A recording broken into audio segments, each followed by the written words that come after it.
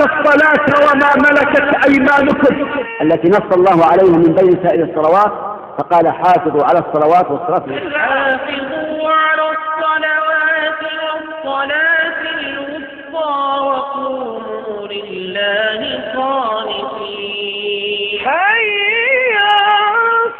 الصلاة روضة من رياض الإيمان والعلم، لأنها روضة والله روضة بمن أحيا الله قلبه. أدوا الصلاة كما أمر الله في أوقاتها في المساجد مع إخوانك في بيوت الله. في بيوت أذن الله أن ترفع ويذكر فيها اسمه يسبح له فيها بالغدو والآصال.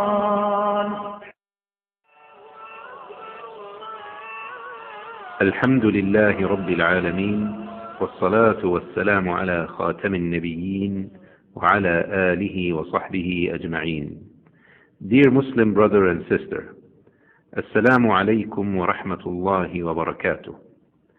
We were commanded by our Prophet alayhi salatu wassalam to pray in the exact manner in which he prayed, as he directed us to do in the hadith narrated by Al-Bukhari, which means, "Pray as you have seen me pray." Many Muslims are unaware of the true description of the prayer of the Prophet ﷺ. This production was composed so you can hear and see for yourself the full and true description of the Prophet's prayer, and then adhere to his practice. To commence the prayer, stand up after having fulfilled all its preconditions, which are facing the direction of Kaaba, known as Al-Qibla, covering parts of the body which are mandatory to cover, known as Al-Awra, being in the state of ritual purity, being fully attentive in your heart and mind of the particular prayer which you intend to perform without uttering the intention. You should pray behind an object as high as a handspan, or directly behind a wall, a pillar, or any other similar object, as this was the proven practice of the Prophet ﷺ. This object is known as sutra. To start the prayer, you must say Allahu Akbar, which means Allah is the greatest. This phrase is known as Takbiratul Ihram. There is no other phrase which can replace this takbirah.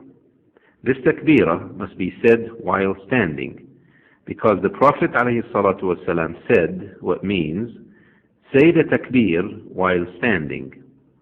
If you are unable to pray while standing due to illness, for example, then you should do your best to pray in any other position which is physically possible.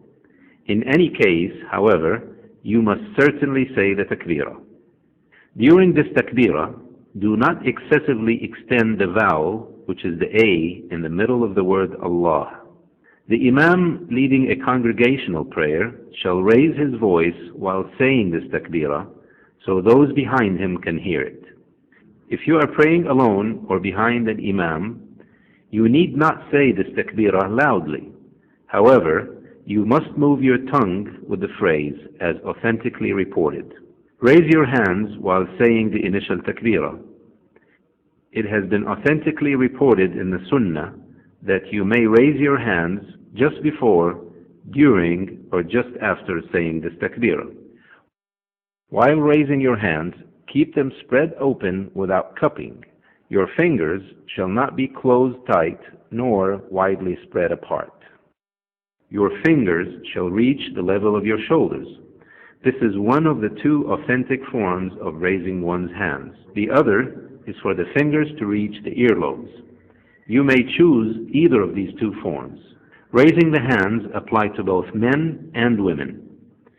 If you are unable to raise one of your hands due to a certain ailment, you should still raise the other one in order to apply as much of the sunnah as possible. Where should you place your hands after this takbirah?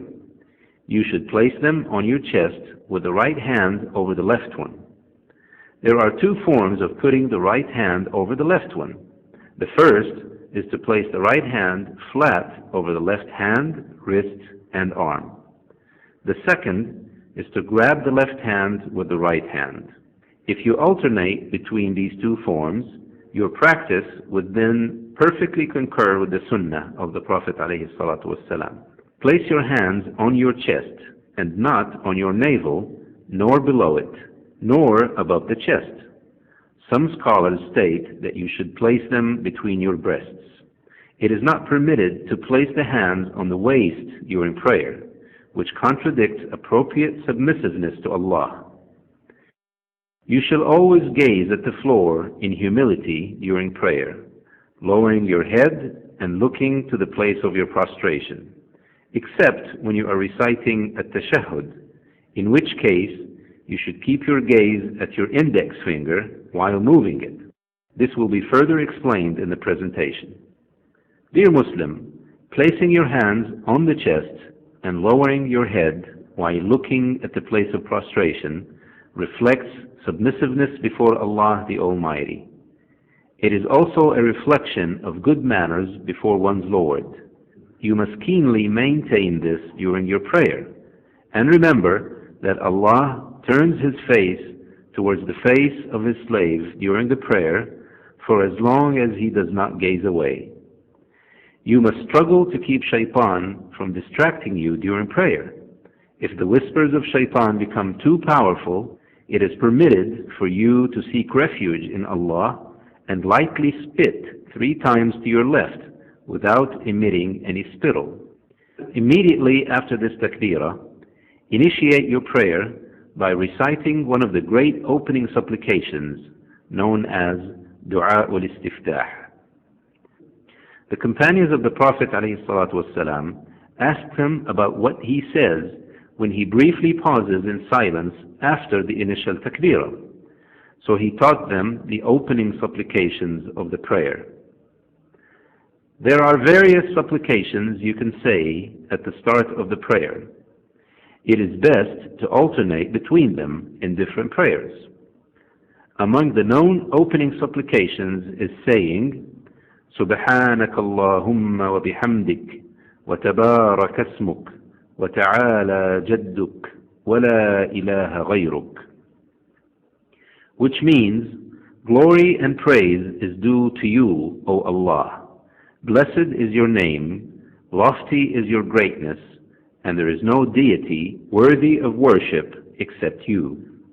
Another opening supplication is, Allahumma ba'id bayni wa bayna khatayaya, kama ba'adta bayna al-mashriqi wal-maghrib. Allahumma naqqini min khatayaya, kama yunaqqa ath-thawbu al-abyadu min ad-danas. Allahumma aghsilni min khatayaya bil-ma'i wal-thalji wal-barad. Which means, O Allah, distance me from my sins as you have distanced the east from the west. O Allah, cleanse me from my sins as a white garment is cleansed from filth. O Allah, wash my sins away with water, snow, and hail. There are other opening supplications which were reported to have been said by the Prophet ﷺ, especially during the optional night prayers, Qiyamul Layl. For more information about these supplications and other details, you can refer to books written by scholars. A good example of such books is the one written by the great scholar Al-Albani, rahimahullah, which is titled, The Prophet's Prayer Described from Beginning to End as Though You See It.